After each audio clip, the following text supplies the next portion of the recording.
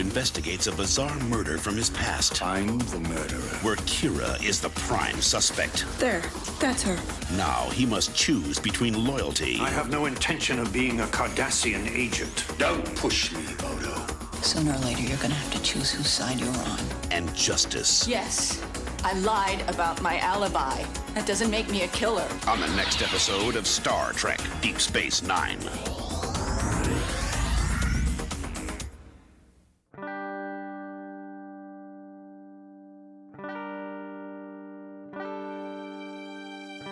There's a bigger issue here. Just because a group of people belong to the Federation, it does not mean that they are saints. The trouble is Earth. On Earth, there is no poverty, no crime, no war. You look out the window of Starfleet headquarters and you see paradise. Well, it's easy to be a saint in paradise. Out there, all the problems haven't been solved yet. Out there are no saints, just people. Angry, scared, determined people who are going to do whatever it takes to survive.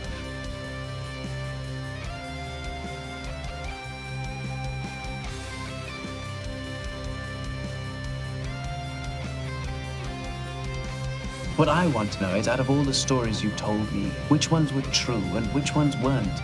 My dear doctor, they're all true. Even the lies. Especially the lies. On behalf of the Bajoran government, And the Promenade Merchants Association.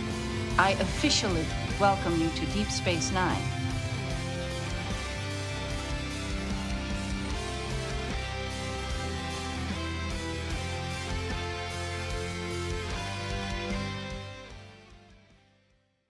Hello, everyone out there in podcast land. Welcome to Especially the Lies, a Deep Space Nine podcast, a part of the Front Row Network and NPR Illinois Community Voices. We're a group of newbies watching Deep Space Nine for the very first time, and a group of folks who have met the prophets, who have watched every episode at least once or twice or more. And we are here today to talk about Necessary Evil. I am Scott, and with me is Emily, Nicole, Mike, Chris. Peace-loving Prentice, because somebody is having drinks and I don't want to smoke tonight. Let the games begin. All right.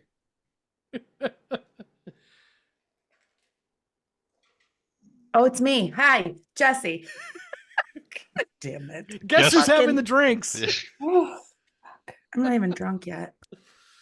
Oh, this is going to be a fun one, guys. On my first glass. No big deal. Before we get started, I was going to spell my name too. It's Jessi. Hi. Before we get started, a good reminder to, I don't know why it's a good reminder, but a good reminder is to check out all our social medias. We are on Facebook, Instagram, Blue Sky, Twitter, Twitch, other ones listed down below, as well as we do have our Discord. So if you join our Patreon at any level, you can get on our Discord. And as I mentioned, we have Emily's Smut channel and Jessi's Conspiracy channel, and Nicole maybe a wrestling channel, although she said no one cares about that. So if you care about it, Patreon listeners, let Nicole know. yeah, you should. You should. And please, if you can, leave us a review on Apple, Spotify, Audible, whatever. We actually haven't gotten an Apple review in for a bit, but we did get a couple in from Podcast Addict, which I didn't even think was a thing, but it is. So we've got one here from Cat Lady Jen. Yes. And she says, it speaks to my Gen Z self and nostalgia. Been with the crew since grade 17, enjoying the new newbies and the OG newbie Jessi, and I guess Nicole too, and spending time with my Gen X experienced watchers. I'm not Gen X. I don't think anyone here is Gen X. Is anyone here Gen X? I'm a Zennial. Just by like a year or two. Prentice, how old? What year were you born? How old are you, Prentice? How old am I? So I was born in 1980. Actually, So we're you're Zennials. Oh my yeah, we're God. Zennials. We're right on the cusp. Oh, No, that's so- a new thing. I'm accepting. I'm on the tail end of Gen X, whatever. I'm old, whatever. Still look good, but you know. Okay, so Whoa. Cat Whoa. Lady Jen is right. There's at least one Gen Xer here. I prefer Zennial to Elder Millennial, which is Right, what I've been referred to as. I'm Which is probably old. less than a year younger than you, and the fact that you just called yourself old means you indirectly called me old. I How don't about really. You this? are old. We are no. Let's put it like this. I say this nowadays. We are Fine wine. seasoned. We are seasoned. How about that? I like that. We're seasoned. We got flavor. We've lived enough to have a little flavor in our lives. How about that?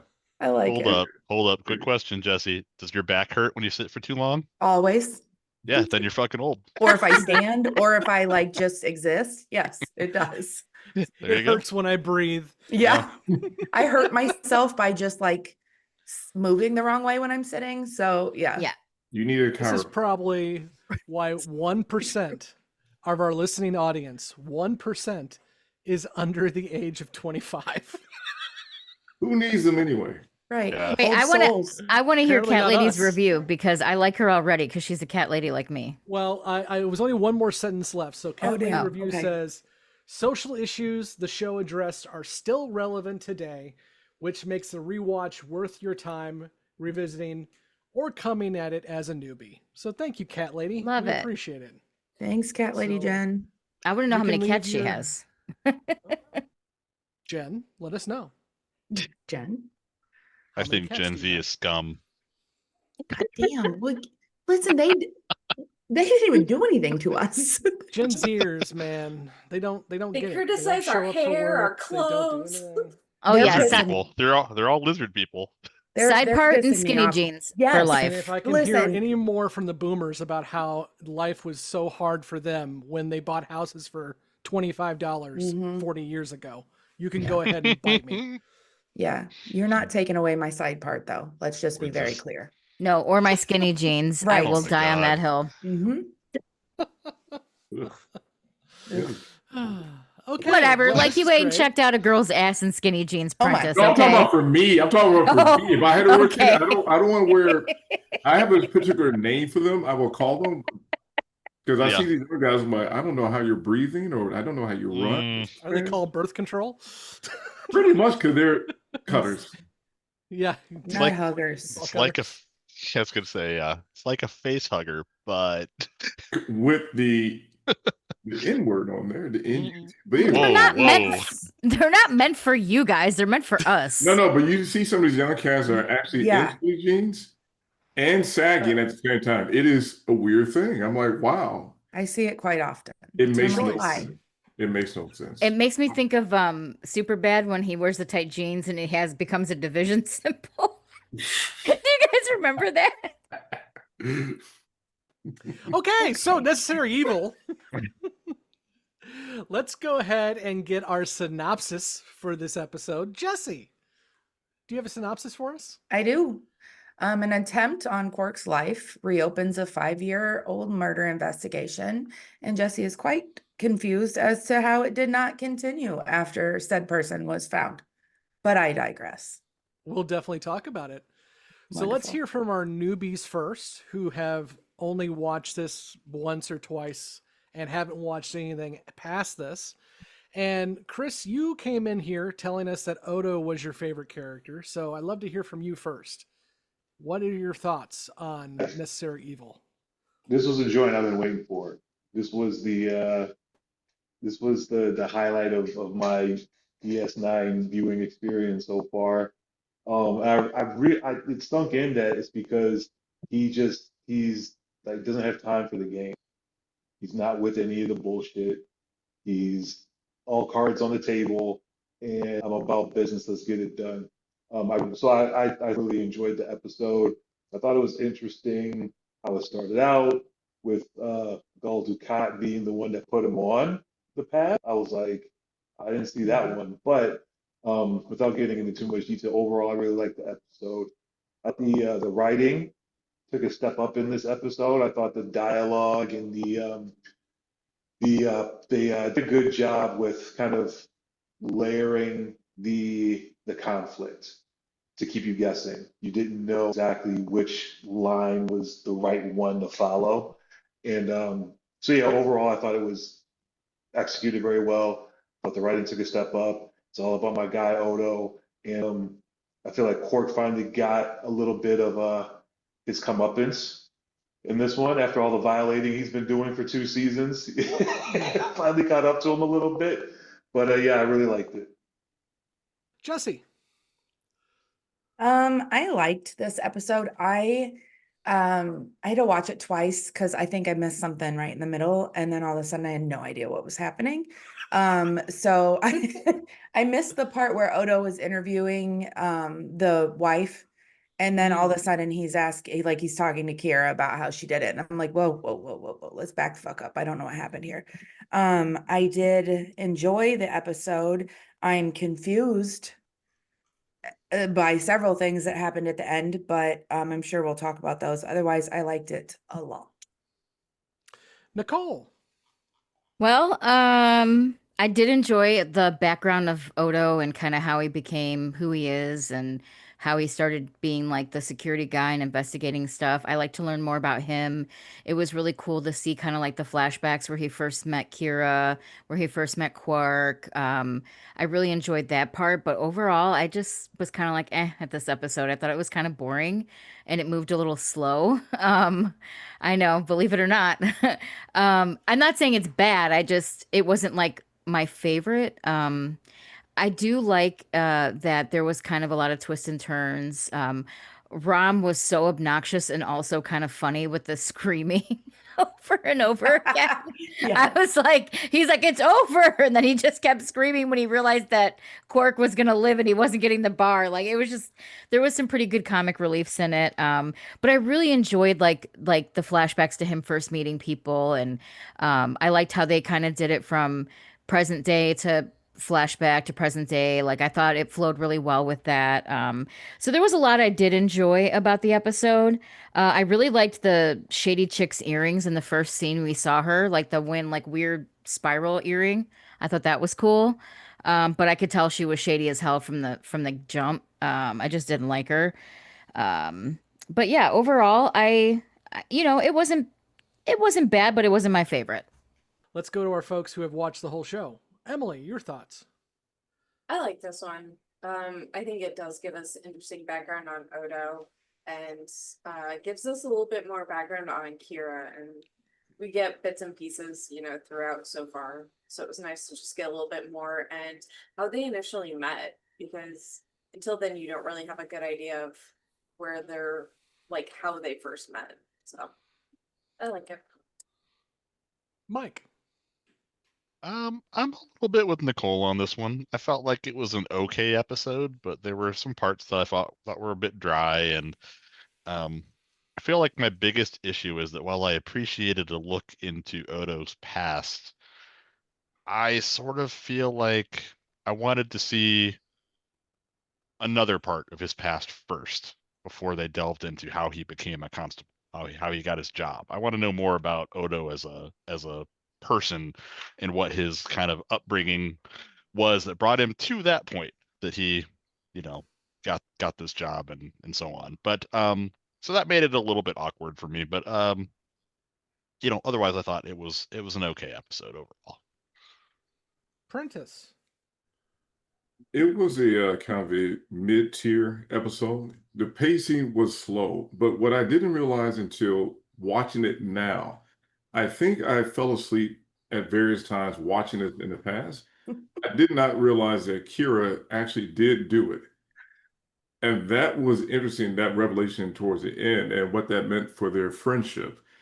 When she asked him, will you ever trust me again? Knowing I lied to your face all those years, I never told you the truth. So I thought that was an interesting kind of revelation for me. I didn't realize that. So it adds a different layer to the relationship they have going forward. But other than that, good background about Odo.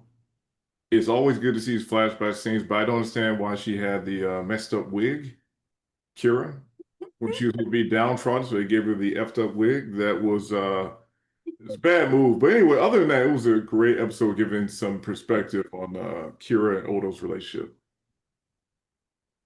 I'm just kind of shaking my head at folks who didn't think this was a good episode or a great episode, because this is like one of my favorites in season 2. And on some essential DS9 lists, it's in the top 10. And I think because it's just so different than what we usually get. It's a film noir, and it's done really well. I like the idea that Odo is doing the film noir thing by giving his log entries I mean, it's definitely melodramatic with like the lightning and the thunder and Peller's window. Nicole, she seemed shady. Yeah, because there was lightning and thunder when she was looking out the window. um, and yeah, so I enjoy this episode a lot. I think it's fun.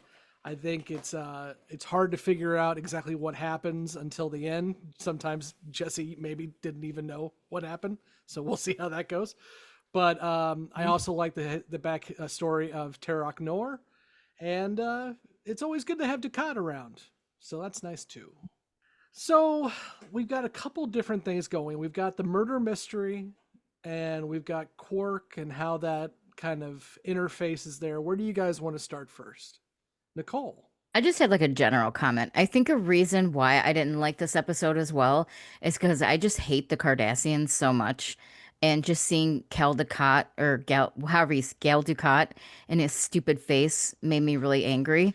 So it kind of set the tone for me to already dislike it. And also too, like he's just such a shady bastard. Like, I just I think How many that's what times do I turned have me to say off. space Nazis before? I know, but I think that also is a reason that I was turned off from this episode. Not turned off, but like didn't enjoy it as much because I just anytime you have to deal with them, I don't enjoy it. This is gonna be a fun 6 more years for you. I'm sure. Yeah. Jessi. So Ducat reminds me of a dead Superman. Like, I feel like that's what Superman would look like if he laid in the grave for like 3 years. Because it's like he's like all like fucking walks in and he's like all fucking, I don't know. He's got like the Superman build for some reason. And then he's got a fucking Marco Lamo's actually really skinny, so I find this yeah, but funny. not he doesn't look like it in whatever kind of He's got costume that they've got him padding, in. yeah. He looks like he's like, you know, the like real wide the Cobra build. Like it's like wide shoulders, like really tiny waist. And I don't fucking like him. I don't like he looks like a walking just the tip. That's that A guy. walking, Like I yeah, can't a like walking penis. with a Superman, a walking penis with a Superman build, and I don't like it. It makes me uncomfortable. And he can do a neck trick, whatever that neck trick may be. I All right. Mhm. I'll jump in and say what a segue. Okay. So the most interesting aspect of this episode for me has to do with how Odo fits into the mix between Cardassians and Bajorans. Mhm. And you know, we had some joking about in previous episodes, knowing this one was coming and calling Odo a Nazi sympathizer and you know this kind of thing. But I guess what it kind of comes down to is like we don't know much about where Odo came from, like you know how he was found, who really raised him, what he went through as a quote unquote child or smaller adolescent blob. And we don't know what brought him to this point where he's walking around on a Cardassian space station, like seemingly in a better lot in life than the Bajorans are, I guess. It's really kind of unclear. And it's just weird. It's weird how I want to know how he got to that spot before I find out about Gul Dukat walking in and giving him a job. You know, and so that's the part of this that I found like that I wanted to be more interested in, but I was frustrated that I didn't get the information that I was looking for, if that makes some sense. I guess we'll circle back to another point, but I wanted to say as well on my first impression that Prentice hit the nail on the head. I actually found the ending of the episode, you know, it ending on that big emotional gut punch, was really great, except I thought it was super abrupt. The way that like they delivered that line and then it just like cut to credits. So I also did not care for that. Nicole? Kind of something Mike said made me think of this too is when Kira confronts Odo in the flashback and she's like, "Will you work for the Cardassians?" And he goes, "No, I don't work for them." And she said, "Well, eventually you're going to have to pick a side." Right. And I think the fact that Odo doesn't really have an alliance to any side at that point, I think he's a observer, an outsider, objective or whatever. So I did believe him when he said I don't work for them, but also like she did make a good point, like, well, eventually you're gonna have to pick a side kind of thing. You know what I mean? So it was interesting to kind of see that dynamic and see, that bit of Kira that we know now, even in the beginning. Like she was very true to who she is back then and now. So I really enjoyed that. Jessi? I do think that Nicole said exactly where I was going, but I'll take it one further. He did eventually, according to what Kira said at the end, he did eventually choose a side. And because he said, I've only, she goes, you were still working for the Cardassians. He said, oh, well, I've been not working for them for over a year now. So eventually he did that. At that point, gave me no doubt about why she didn't tell him what she did, because if that's if she knows that she's going to tell him and she thinks he's going to go back and tell them and it's going to get her probably killed, she's not, of course she's not going to tell him. So it's like a weird dynamic to try to balance a friendship, because he did save her eventually, like originally, and then balance the respect that she has for him, where she clearly was like, your opinion means a lot to me. So it didn't surprise me that she didn't tell him, but it did surprise me that he chose a side and he chose the Cardassians. Mike, on the abrupt ending, Nana Visitor actually had a comment on that. And she said, what I loved about that show is that it was left ambiguous. So, sorry, Mike, between Kira and Odo. Odo doesn't trust me the way that he did and never will. And that's so truthful to me. That's real life, and that's one of the things that this show does very well. It doesn't tie things up in nice, neat little bows for the audience. It gives them more credit than that. So sorry. Well, no, it's not. It's not that. I think it ended in a brilliant way with the line delivered and the ambiguity left as the credits roll. There's something about the way that it was filmed and the way that it was edited that bothered me more than anything. And I don't know what the right answer would have been if they should have just left the camera watching Odo grip the back of a chair for another 10 seconds. I don't know what would have made it feel better, but it was weird. Something about it was weird. Like the credits rolled and I was like, oh, it's over, I guess. Got to get those commercials in somehow. Jessi. The last scene was like awkward as it was, because she's like, you'll never trust me like you used to. Will you ever be able to? And he just like dramatically lowers his head, and just like, he's a dramatic dude anyway. Like the way that he plays this character is very very pointed, very like purposeful. But I would almost argue, and I don't know, this is probably one of my predictions, that he will trust her. Clearly he trusts her more than she's giving him credit for, because if he's not going to prosecute that, like regardless of whether she says it was self-defense, that's fine. You can say whatever you want. That doesn't mean that that's what it was. But the fact that he's like, I think that we can still be friends. I'm like, oh, you dirty motherfucker. You're not going to say anything about this. And so I definitely think his relationship with her proved its point right there, because like she thinks he's not going to trust him or trust her, but he's basically saying, no, I got you. Don't worry. I'm still not going to turn you over. Cause like there is, I mean, in my world, there's no statute of limitations on murder. So 5 years, especially 5 years later, we're getting it. But like, he's like, no, we're cool. I'm just going to take your secret to the grave. Have a good day. Wait a minute. I was going to ask a question. Hasn't it been said they killed, or they have a policy about killing collaborators with the Cardassians? Hasn't that been stated before in this kind of first two seasons? So she wouldn't be prosecuted for that I don't murder. know what that means. That's a spoiler. Thanks. Right? No, 'Cause the not spoiler. Cardassians no longer have like jurisdiction, and the Bajoran government's not going to hold her accountable because she took out a collaborator, Right. which they would have held Yeah. them. They would have done on their own. Well, I had they think gone to Prentice is trial. right. I think they said something to that effect. They basically said whether it's official or Yeah. unofficial policy that like no Bajoran that goes after a Cardassian is going to get in trouble for it. Yeah, they're going to look away. And I mean, this is something that DS9 definitely dabbles in more than most shows, especially back in the 90s, is the idea of who's a freedom fighter and who's a terrorist. So the Cardassians have had Bajor under their boot for the better part of a century. And so what are Kira and everyone else supposed to do? Just take it or fight back. And if they fight back, they don't have an army. They can't force the fight to the Cardassians, so they have to resort to guerrilla tactics. Well, Is and that's that what they call terrorism. murder? That's Yeah, well, that's what I'm saying. Is it murder? Is it terrorism? like the Is it- IRA Is and is it Hamas. is it and- justified sometimes or not? Yeah, I mean, it's situational ethics. It's fun. So I want to circle back to what Jessi was saying, because Jessi very clearly says that Odo picked a side and that he picked the Cardassians, and I think that's worth us having a discussion about, because I'm Yeah. going to disagree. I'm going to say that no, he absolutely didn't pick the Cardassians.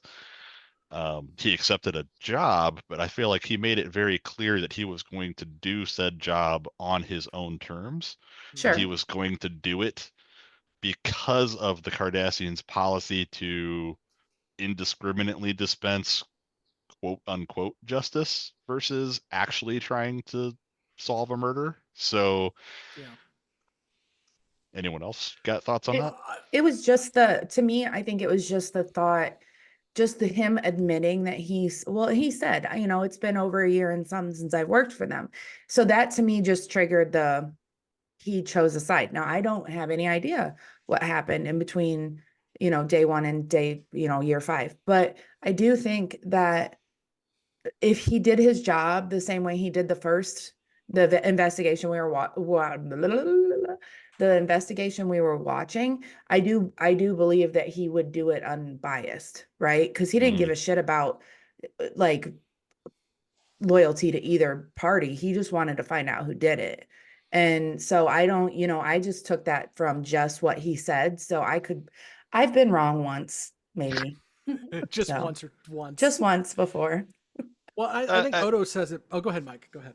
Well, I was saying, I mean, and that's all fair, and that brings me back to what I was kind of saying before about, like, that's the part of this that I find the most interesting, but also frustrating, is the fact that the Cardassians are pretty clearly portrayed as the bad guys from episode 1.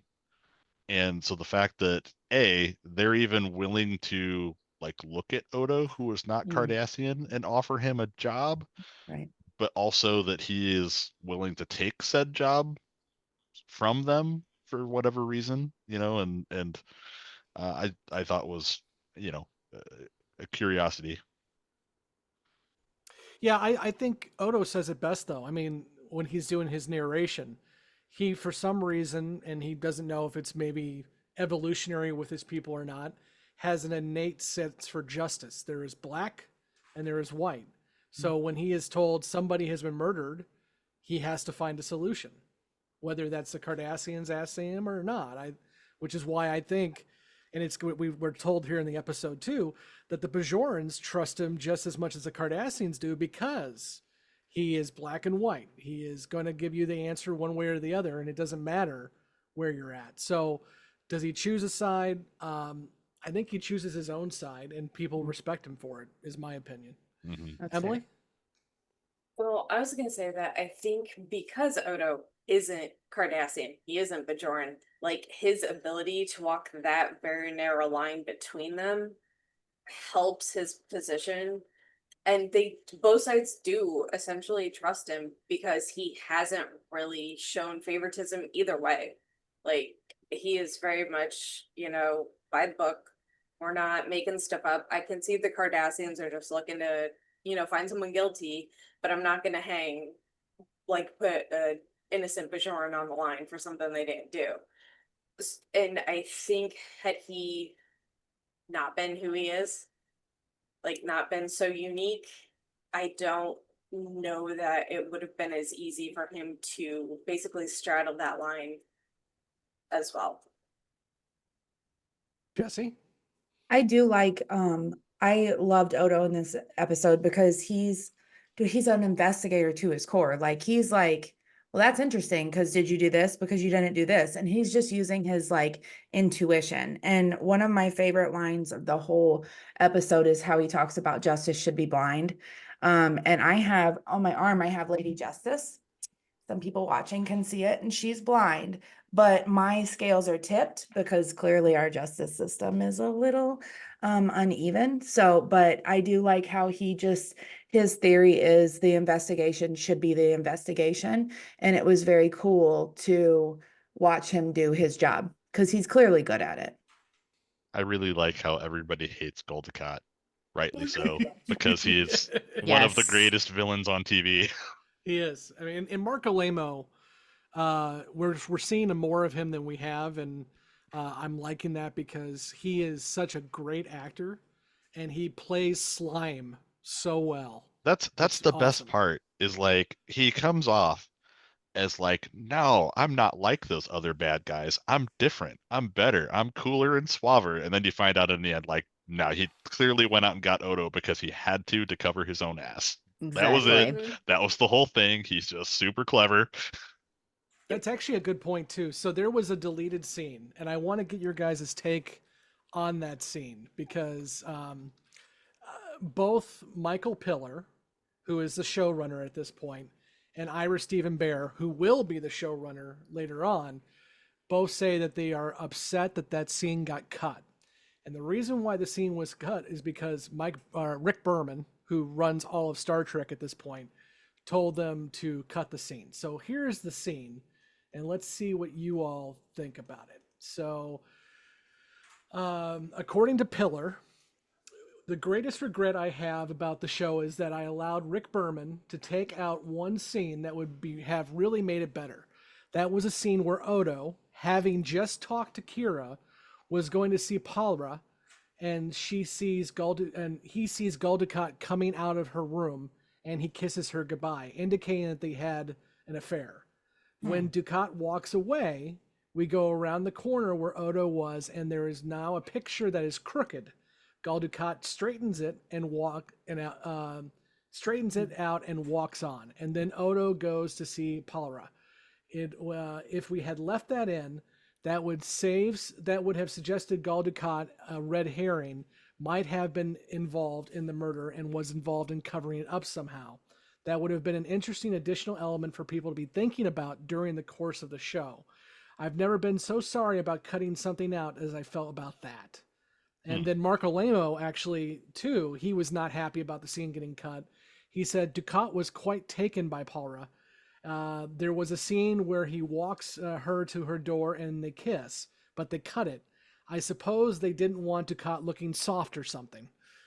So, Nicole? That would have made it very interesting. That would have added some intrigue. That would have added a little bit more spice to the episode, I think, if that would have happened, because I feel like that would have just added another layer of conspiracy and kind of like, shadiness to it. And to me, my shady factor was high. He was shady, she was shady, and then they were being shady together. I would have ate that shit up. So I'm very sad that that wasn't in there. Jessi? Did that have anything to do with the comment that she made that I'm not going to tell you who my friend is because he's married? That didn't have anything to do with Dukat, did it? I don't think so. Okay. Because I mean, clearly she's getting her money from the people on the list, but I didn't know. Yeah, well, that was she was blackmailing those people. Sure, so those people were conspirators. Yeah, and that's before Odo knew that that money was coming from them. So she just said that my friend was married. I just wanted to make sure that, like, I don't know. She was trying to get Odo off the scent of the blackmail. Yeah, sure. So something different. Look, it very, very well could have been Gul-Dukat, honestly, but Well, the only reason I would think it wouldn't be is because that was present day, and are they still having an affair 5 years later? You know what I mean?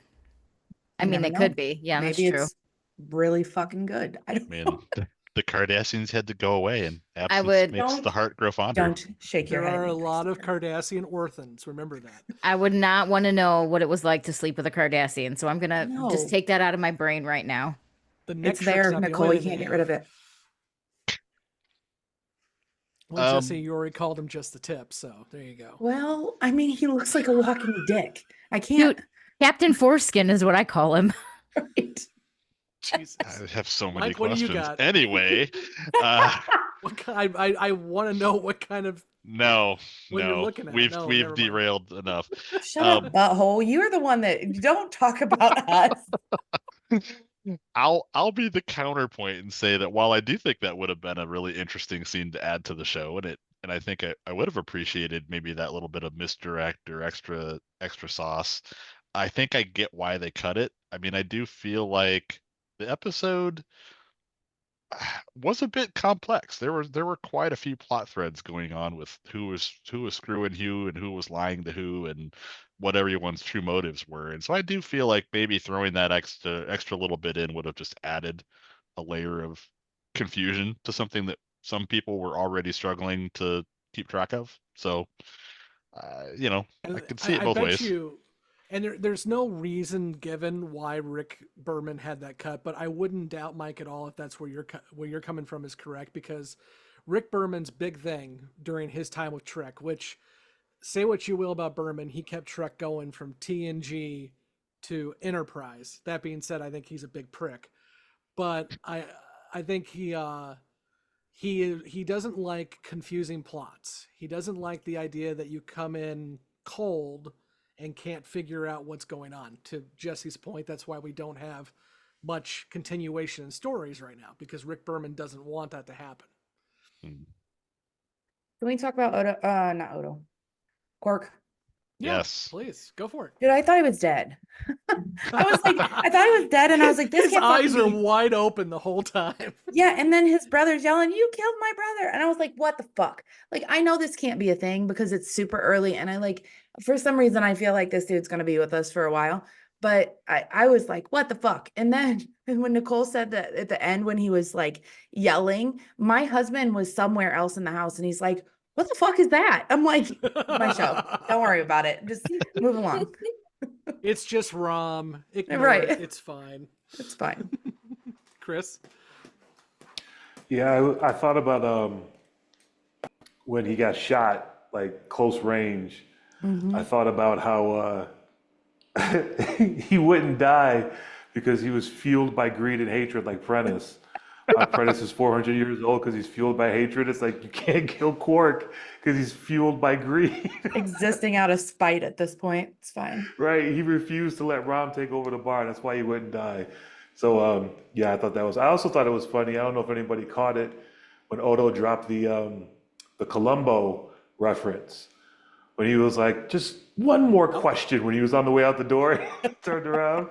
I was like, okay, all right. Chris, this is a fun thing for you. So this was written by Peter Allen Fields, who was a ghostwriter on Columbo. He wasn't credited. He was a writer. Nice. So there was definitely a couple Columbo references in here for that reason. I got the reference because of Nick at Night. I didn't watch it live when it was new on TV like Prentice must have done. Leave Prentice alone. I just called a straight bullet. I had nothing to do with that conversation, but okay. You're talking about me being. I know Mike's gonna be a new target now. I'm 2 years younger than you. Listen, The you other better leave phrase Prentice that- alone. I'm gonna write it down. Right. The other right. phrase that he used, oh, there's the puppy. It's Ted. He got a haircut. He did? Oh. Say hi, Ted. Say The hello, other Ted. phrase that he used a lot that was from Columbo is all part of a routine investigation. Did anybody notice Quark's smirk at the end as he was on the table? Yeah. after- Yes. When That Rom was hilarious. screaming. Yeah.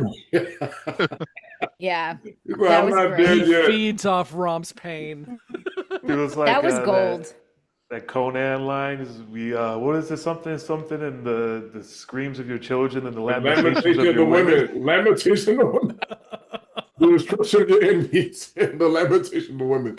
What is best in life? What is best in life? My favorite I line. also, Oh, sorry. go ahead. Right. Go ahead, Jesse. No, my favorite line from Rom was Odo was like, "You're not as stupid as you look." He's like, "Yes, I am." I do like how the character of Rom has really kind of progressed, because remember when we saw him in the pilot, he was just the Ferengi asshole who was trying to steal stuff. And then the next time we saw him, he was being a jerk to Nog and being basically a racist.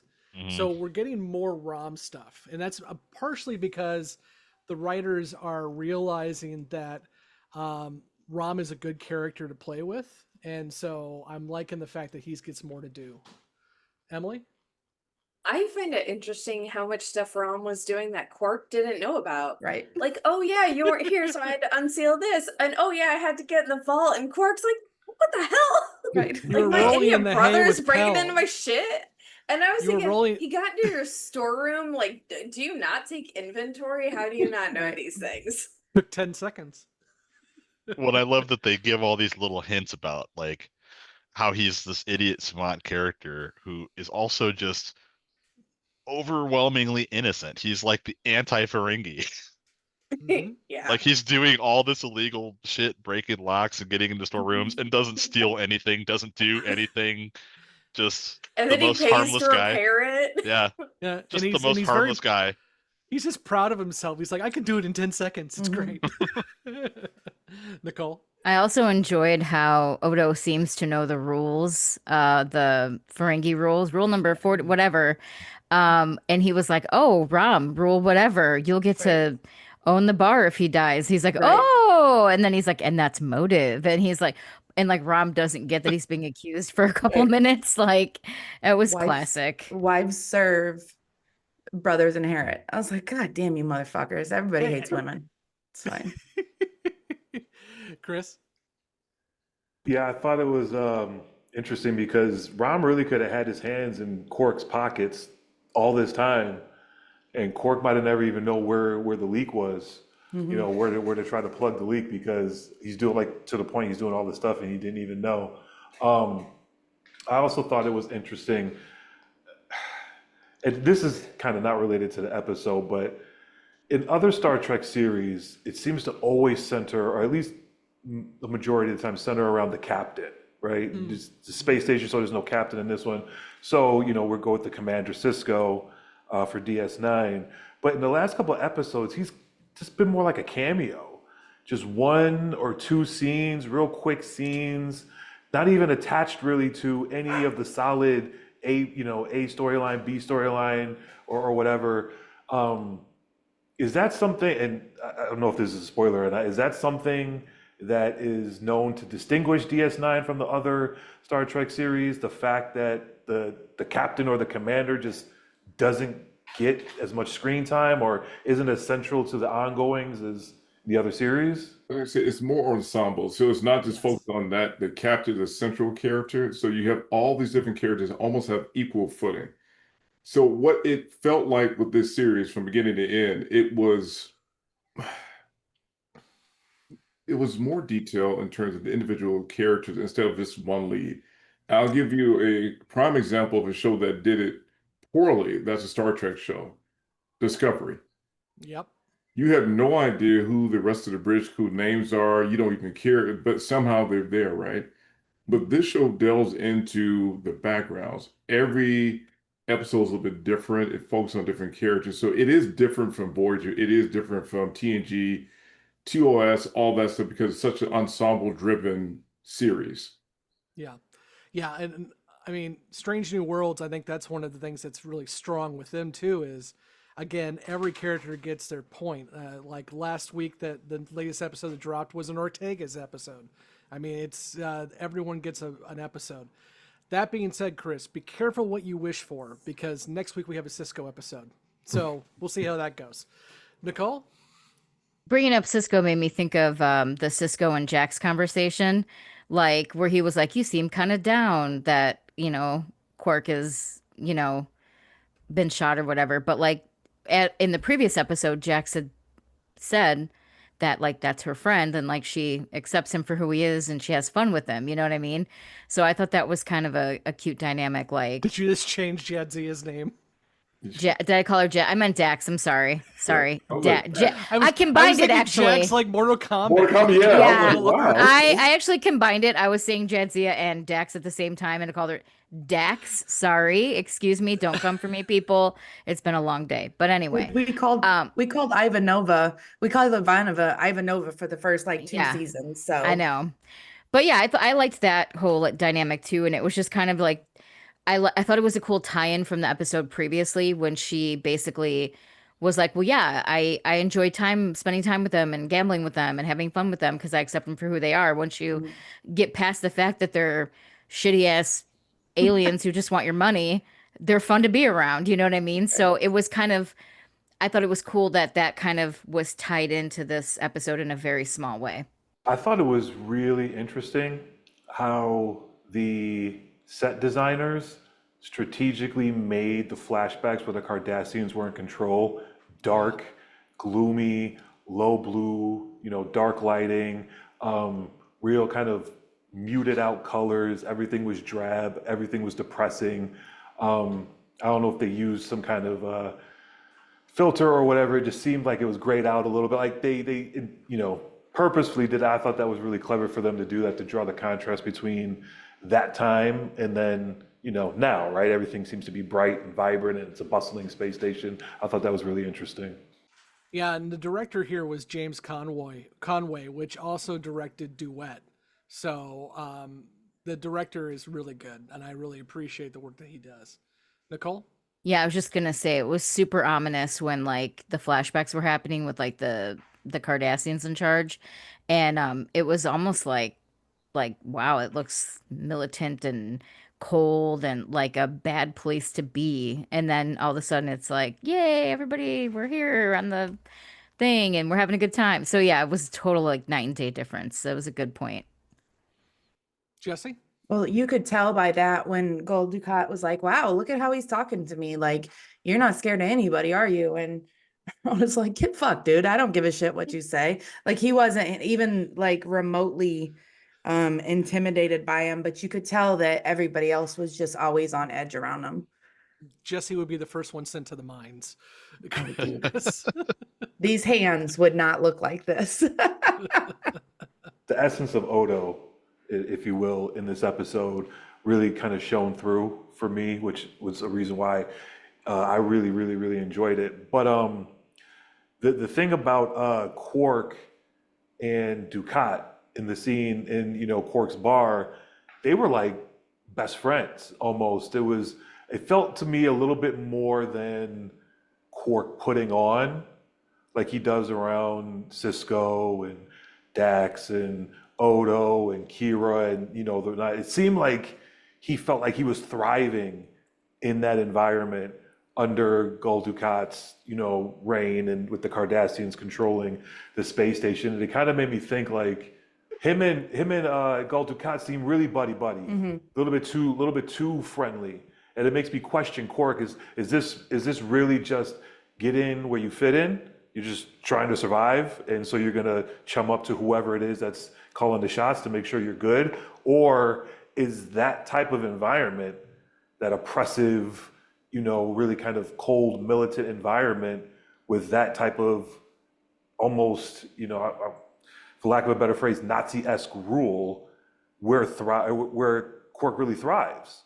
Or is it in the more liberated, equal, environment of the modern day, or the current day, I guess, at that point in time, space station under Cisco and the Federation? It just made me question kind of more about Quark, his morals, and his character. Cool.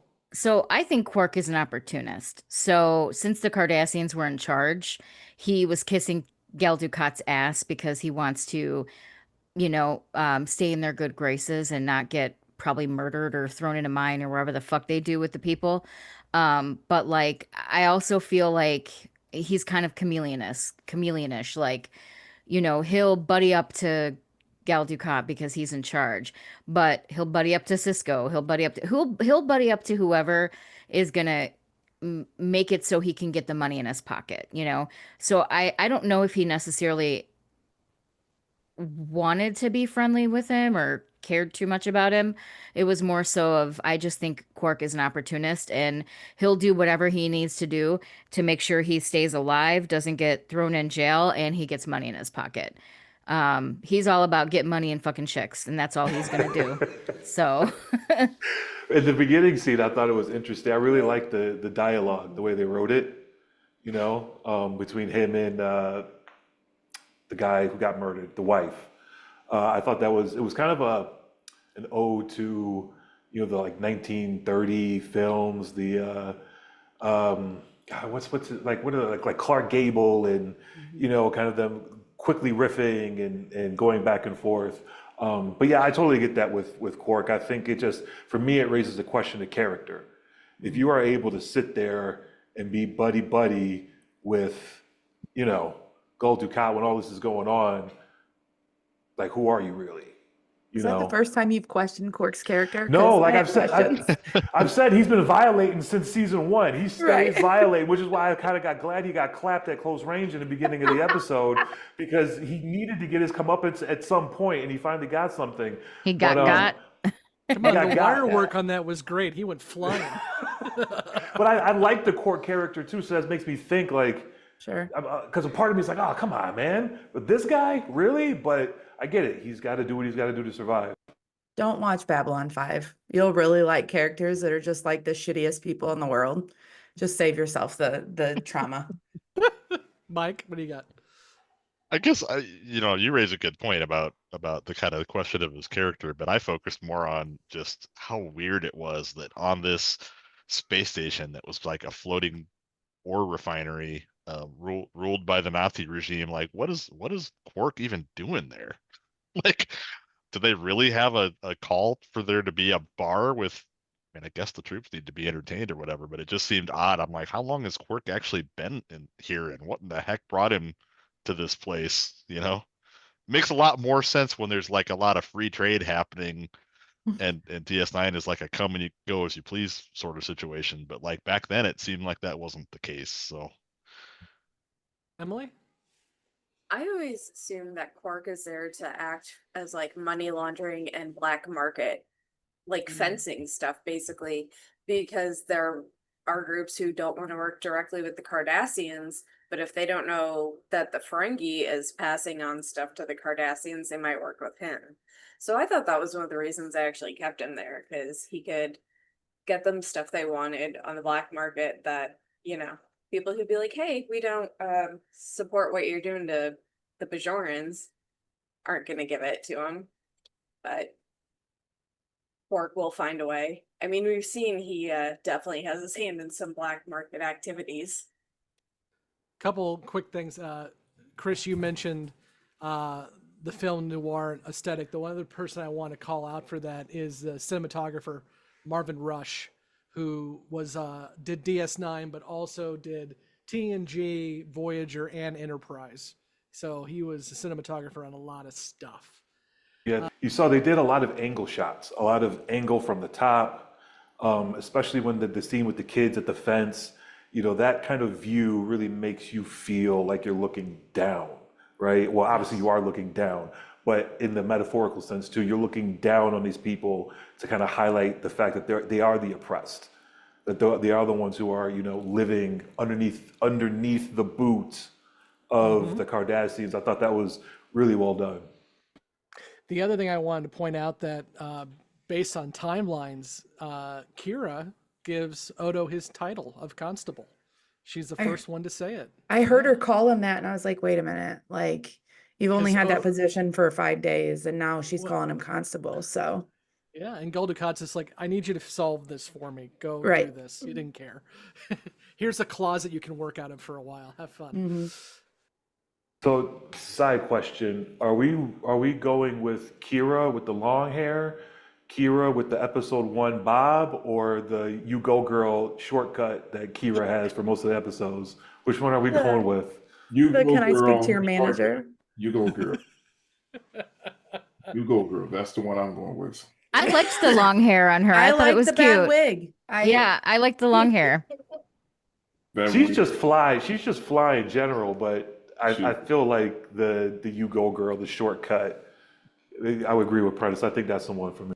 That's the Not one. everybody can pull that off. She does it well. Like, Yes. listen. Yes. I got My a big thoughts ass on the head. non-visitor are well known, so I'll leave it at that. His thoughts are "You go, girl." I like her long hair, but and I also like the fact that she's like, yeah, I got kicked out of my job because I punched my boss or whatever. I'm like, she's dope. Spirit animal. Nicole, you need to get Jessi in your wrestling forum. Oh, because yeah, she's she'd like it. She's straight up Stone Cold Steve Austin. She wants to fight her manager. She wants to throw him through a Okay, first of all, I don't want to fight my manager, just in smack case him he's with a listening. chair. Your Listen, snake milking manager. spend too much on my nails for me to fight anybody. So I'm a little too girly in my old age. It's fine. I don't actually want to fight. I'll cuss you out, but that's about all you're gonna get. This is Not true. old This is age, true. your seasoned age. Let's get it right. Your seasoned. I'm sorry, I'm a seasoned age. On that note, let's go ahead and wrap up this episode with the newbies. Let's get their questions and predictions to see if they have any lingering thoughts or if they have any thoughts about what may be coming next. And we're about midway through season 2 now, guys. We're trucking along. So Jessi, questions, predictions? Yes, I have a question, but I think I've already made the prediction before about Odo and Kira, but like watching them today in this episode, I was like, she's deeply upset that he might not like her anymore. And I'm wondering if their relationship is on the rocks, but I think they're going to pull through. I don't have any questions. That's my prediction. I definitely misspoke, by the way. We are only 30% in to season 2. I was going to say, this is like episode 8. This is episode 8 of 26. Sorry. Nicole, questions, predictions? I think we all probably have the same question of what's going to happen with Kira and Odo and their dynamic. Chris? Yeah, I want to see more Odo. Obviously, that's my guy. I want him to get some more shine. I was kind of upset that they didn't. They like Kira pulled the wool over his eyes. Like the whole episode, I'm getting hyped up. He's doing his thing. He's calling everybody out. He's questioning everybody. I'm like, he's on his way to being Batman level investigator. He can go up against any competition. All he needs is 7 day of preparation, and then he's going to come out with the W. Like that. That's where I was going with Odo, and then he doesn't figure it out until the very end. But interested to see what the dynamic between him and Kira is going forward. I think if I had to predict, I think he feels like he can't trust her like he used to. Well, certainly not like he used to, and maybe even question if he can trust her at all. But he's never going to trust her again, or if she can do something to regain his trust and get back, back in his good. Yeah. Chris just said something that reminded me of one other comment that I wanted to make about this episode, and as one of the things that I actually thought about this was brilliant was the fact that Kira first meets Odo and lies to him, and he immediately calls her on. He's like, "No, you're a terrible liar," and then she immediately lies to him again, but bamboozles him completely for 5 years.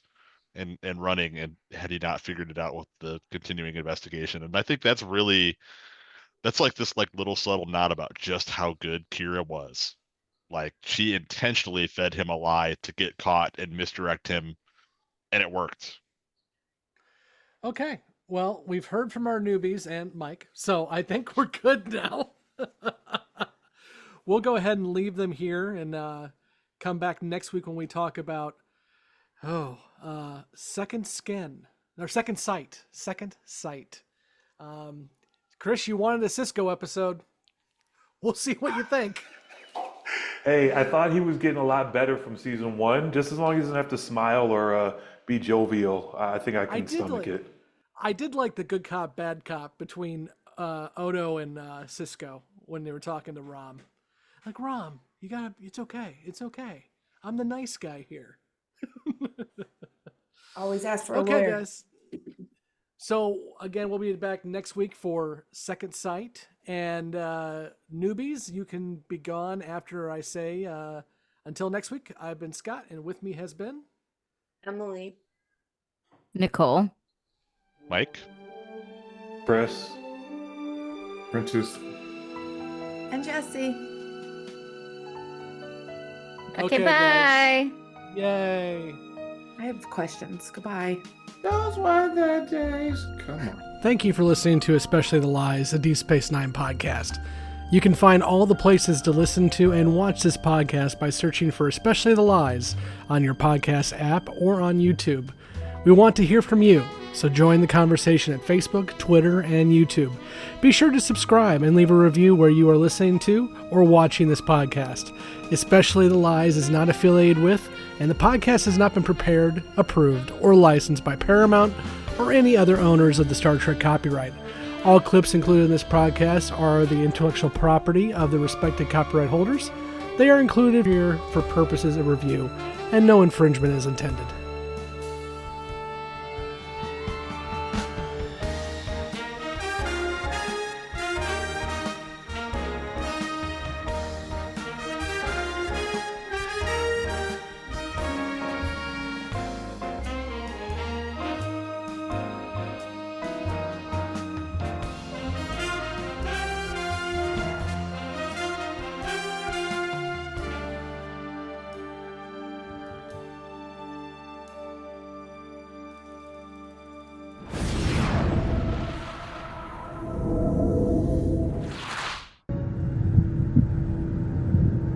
Why have you brought me here? Show yourselves. What do you want? The Cisco has returned to us. He arrives with questions. There are always questions. Okay, welcome back to our spoiler section. If you have not watched past Necessary Evil or just don't remember what happens next, you should leave now. If not, we're going to dive into the, what was it, one question, one prediction. Emily, what we got from our newbies? They all want to know what happens with Kira and Odo. Well, a couple things. Yeah, I mean, we've already talked about the fact that obviously Kira and Odo will get together, but the writers don't know that yet. And we've already discussed that a little bit. But I do like the fact, going with the, does Odo still trust Kira? In the 5th season, we'll have a time travel episode where they all go back to Terok Nor again, and they find out that Odo has some stuff that he's got hiding as well too. So there's this episode, and what's it called? What's that episode in 5th season? Please hold, so I can think about that for a second. It is, oh man, what was it? Crap. Things Past. Things Past. So that will be interesting. Guys, you have anything else you want to add on Odo and Kira? That's gonna be rough for them. It is. Yeah. Yeah. The Good ending's talk. gonna be rough. That was a short talk, wasn't it? Yeah. It's okay. They still got to deal with Vedic Barile for a while. Ugh, God. Yeah, him. Yeah. It's interesting they're picking up on it already. There've only been like a handful of really there's like one big scene, I feel like really early on, like earlier than I remembered, where Odo and Kira kind of hinted at the fact of their not romantic relationship, but just that they had a strong interpersonal relationship. That was where Odo kind of brought Kira in and reined her in to keep her from doing something foolish and bucking against Cisco, and kind of showed that mutual respect level. But then I don't know, I guess I just find it interesting that the newbies are picking up on the fact that there's potentially something between those two characters, when I don't think the writers knew that there was anything between those two characters at this point. We What talked about that. episode was it? It was season 1, and Oh, it was like Jessi. episode 1 or 2. Yeah. Well, Yeah, it there was Man Alone. But was that the episode where Jessi was wanting Kira and Odo, to have lots of babies? Maybe. I think part of it is Nana Visitor and Renee Auberginois have really good chemistry, so They do. the writers are gonna put them together a lot for that reason. But we're not gonna really get the show deciding, okay, this is a thing, until I think season 5 with Children of Time, where Odo sacrifices an entire civilization for Kira. Oh yeah. That's when, like, oh crap. Children of Time sounds like a Doctor Who episode. It does. But yeah, so no, the Odo and Kira thing, the will they, will not they, will go for a long time. But yeah, it's I've already said on this part of it is that relationship is my favorite of this show. So I'm looking forward to it as well too. What else we got? Yes, I'm at a loss right now, Scott. I'm sorry. That's Well, Emily's got something, I thought. So it was a question I actually had, because so you didn't- haven't gone through the seasons to do a count. But how many times does Quark actually almost die? Because More there's than a I few remember. times. He's been 'Cause there's stabbed. like He's been shot. he almost froze to death on the hilltop with Odo. That's correct. I Um, remember that episode. Yeah. Hasn't he been shot a couple times? Because there was the one where Well, who doesn't want to shoot Quark? like Morn was hiding all the latinum, and like all his associates from that robbery or whatever come to try to get it. And does Quark get shot in that one, or almost shot? I don't know. It happens. Did the newbies have anything else, or was that it? They all want to know about Odo and Kira. Yeah. Will I think Odo that was trust pretty much Kira it. again? Will they hook up? Like, it's all Okay. Odo and That's Kira. all. Okay. Well, I guarantee they're going to have absolutely everything. nothing after Second Sight, so this is going to be great. This is Yeah. quite possibly one of the worst episodes of season 2. Should be fun. It's Mike, I not. did like the fact that you, without spoiling anything, really kind of brought up Rom. This is the first time we really get the Rom is an idiot genius, which we'll get to a point where Rom's going to save the galaxy by being an idiot genius and making self-replicating minds. So, And we get a hint at Nog too, because Nog made the tool. mm-hmm. Oh, you're right. Yeah. So there's like that little hint. And I thought one of the other interesting things, but I wasn't going to say it in front of them, was when Odo was talking about justice in his DNA and the rigidity, and then what we come to find out later in the series. I'm like, oh yeah. Yeah. I don't even think they knew it at that point, but No, it at least connects. The writers don't at this point. I don't know when they decided that the founders were the Dominion. I think it's between the end of season 2 and the start of season 3 too, where they didn't even know when the Jemadar episode happened who the founders were going to be, and like in between the season breaks, they're like, oh, they could be Odo. That could work. But yeah. I do like how they backed into this with all the little hints that they gave themselves without even knowing it. Yeah.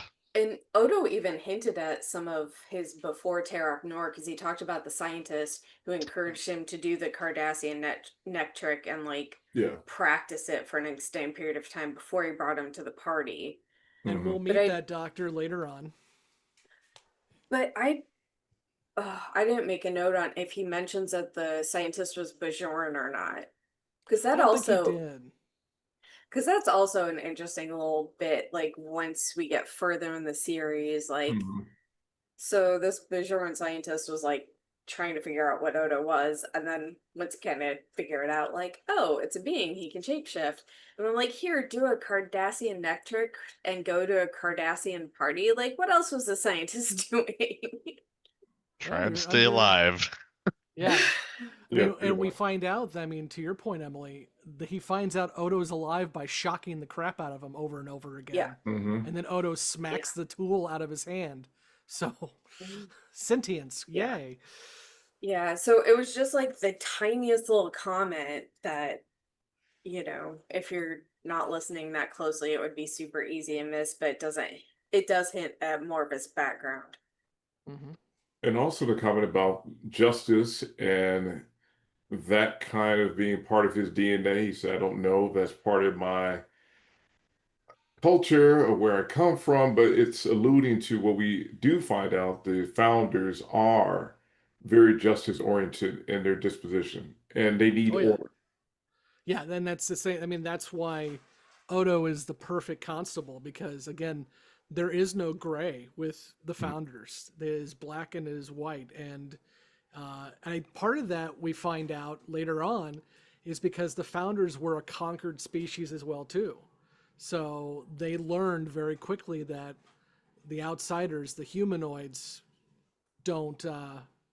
aren't good to them. So they're just going to control them. Anything else, guys, before we wrap it up? I don't think so. I mean, I don't think there's a whole lot that takes this episode and leads into anything else major. No, not really. Go ahead, Emily. If they had left in the scene with Ducat and what was her name? What the hell did you just have in your hand? Oh, it was a sticky note?